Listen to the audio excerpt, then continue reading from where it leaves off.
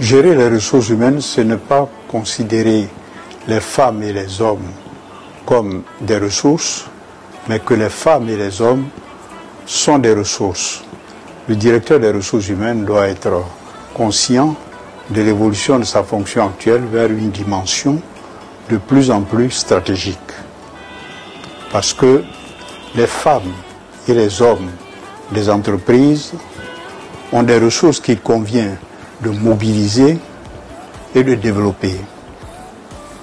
La valeur ajoutée de la gestion des ressources humaines est une synergie entre la performance économique de l'entreprise et la performance sociale. Le succès du changement organisationnel passe par la maîtrise de nouvelles pratiques managériales et d'outils de gestion que le DRH a le rôle de promouvoir au sein de l'entreprise. Ce qui fait que le DRH doit s'appuyer sur son professionnalisme et savoir se remettre en cause en permanence afin d'adapter ses pratiques aux exigences du moment. Pour récapituler, la direction des ressources humaines a 3 responsabilités essentielles au sein de l'entreprise. Clarifier la stratégie RH, créer un capital de compétences, faciliter le changement. Disons plutôt sur quoi nous insisterons dans ce programme. Les apprenants doivent être de plus en plus conscients que la fonction RH devient de plus en plus exigeante. Il s'agit tout au long de ce programme de les éveiller au fait que le succès dans leur métier repose sur le renforcement de leurs capacités interpersonnelles, autrement dit, sur le développement de leur leadership. En effet, la fonction a grandement évolué.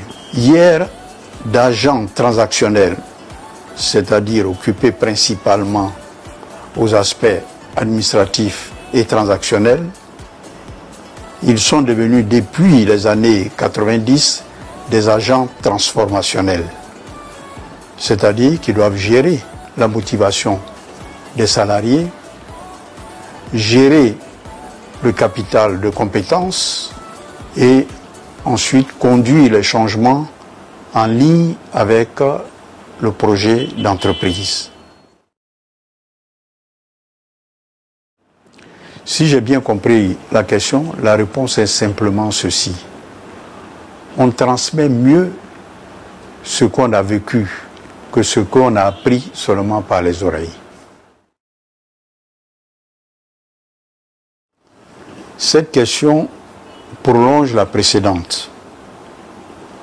Nous dirons qu'ayant exercé la fonction de gestionnaire des ressources humaines dans des sociétés multinationales, nous disposons d'un capital d'expérience appréciable qui nous permet de bâtir un programme pratique et réaliste. D'autant plus que la plupart de nos apprenants sont des salariés du secteur privé. Cette cible est plus encline à un partage d'expérience qu'à des énoncés théoriques, souvent hors sol,